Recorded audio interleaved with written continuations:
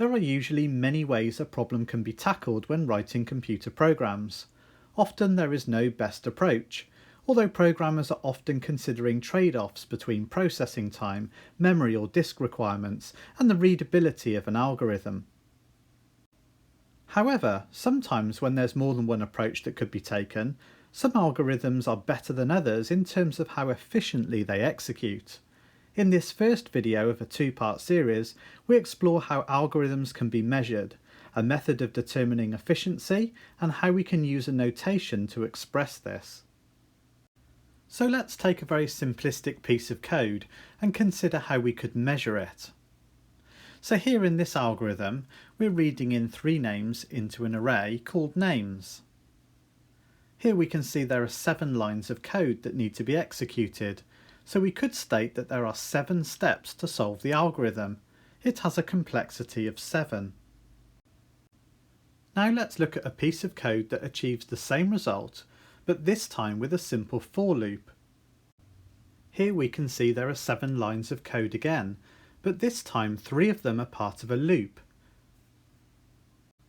So we could express the complexity of the algorithm as 3 lines plus 3 lines plus 1 line, or 3 plus 3 plus 1. You probably appreciate by now that we use loops where possible because it keeps the program very manageable in terms of the number of variables and the number of lines of code.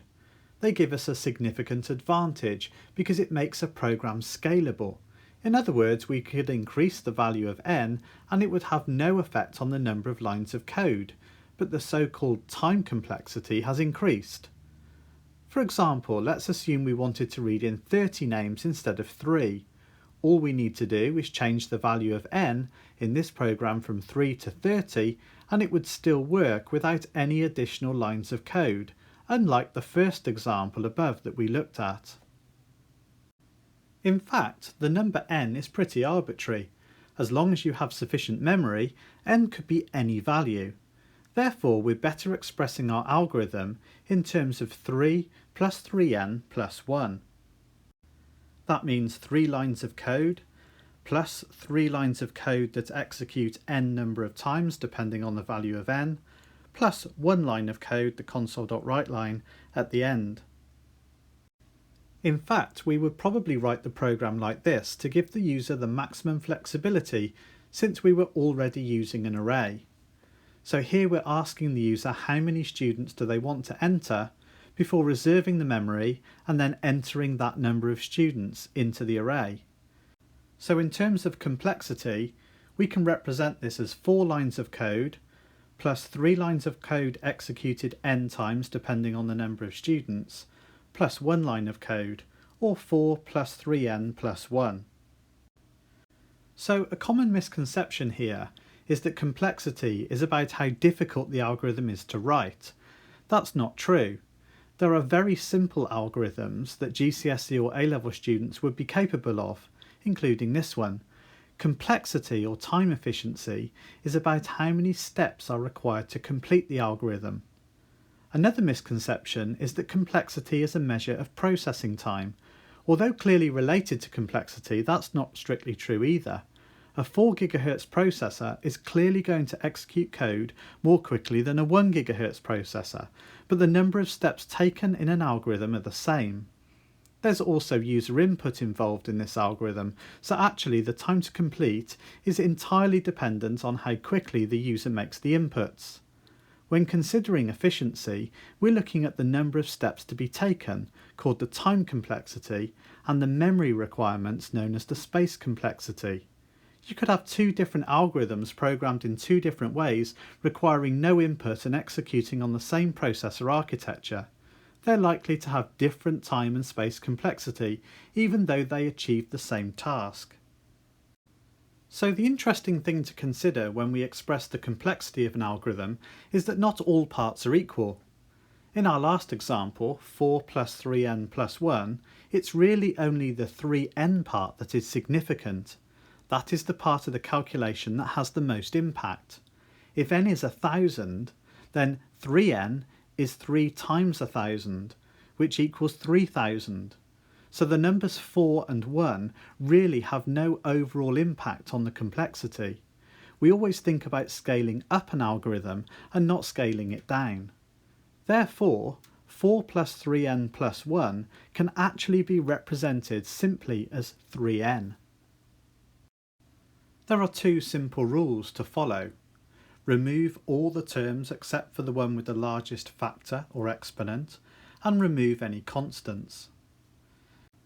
There is a notation computer scientists use to express the complexity of an algorithm, named after the German number theoretician Edmund Landau. He described the scalability of an algorithm, called its order, or O for short. This is Landau's symbol, and in computer science we call it big O. So our algorithm had a complexity of 3n. We can remove the constant 3 and all we have left is n. This is expressed as big O n. The algorithm is said to have linear complexity. As the dataset grows, the number of lines of code to be executed grows at the same rate. Consider a piece of code that initializes a two-dimensional array. How do we measure the complexity of this algorithm when the number of lines to execute is not determined just by one loop, but by a nested loop, one loop inside another? In this situation, we would refer to it as n squared, or quadratic complexity, and for three-dimensional arrays, n cubed, known as cubic complexity. Therefore, expressed in big O, this would be O n squared. There are other complexities you need to be aware of, so we will summarise these now, do some examples with complexity expressions, and in the next video consider how this relates to our common algorithms in computer science, with the aim of proving that one algorithm is often better than another. O1 describes constant complexity. It's an algorithm that always executes in the same time, regardless of the size of the dataset. These are the very best algorithms. O log n is logarithmic complexity, an algorithm that halves the data set in each pass. It's the opposite to exponential. It's efficient with large data sets. These are good algorithms. On is linear complexity, an algorithm whose performance is proportional to the size of the dataset and declines as the dataset grows. It reduces efficiency with large datasets. These are fair algorithms. On squared is polynomial complexity, an algorithm whose performance is proportional to the square of the size of the dataset. It significantly reduces efficiency with increasingly large datasets. These are poor algorithms. And O2n is exponential complexity, an algorithm that doubles or more with each addition to the dataset in each pass. It's the opposite to logarithmic. It's inefficient and extremely poor algorithms that should be avoided. So let's consider some examples of expressing the complexity of algorithms. Here we have 3n squared plus 4n plus 2. And remember, we can remove all the terms except for the one with the highest exponent. That leaves us with 3n squared. We can remove the constant. That leaves us with n squared, or on squared in big O notation. This is an algorithm with polynomial complexity, or quadratic complexity. It is relatively poor. So let's have a look at another example. Here we've got n squared plus 6n cubed plus 2n plus 1. So following the rules, we remove all the terms except for the one with the largest factor or exponent. So in this case, we're going to keep 6n cubed because it's the expression that has the largest impact on the algorithm.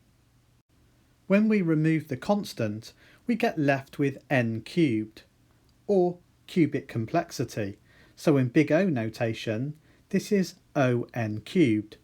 Polynomial. The algorithm is poor. Here's another example. 2n to the power 4 plus n minus 1. So again, applying the rules, we're looking for the factor that has the most significant impact on the algorithm. And in this case, it's going to be 2n to the power 4. We can now remove any constants, and that leaves us with n to the power 4, or on to the power 4. It's polynomial complexity again. Okay, let's just do one more example. Here we've got 12 plus 6n plus 3 plus 4n. So applying the rules, we're going to look for the term that has the largest factor on the algorithm, and here we'd say it would be 6n. So we can remove all the other parts of the expression, we can remove the constant, and we get left with n. So big O, n. It's linear complexity. This is a fair algorithm.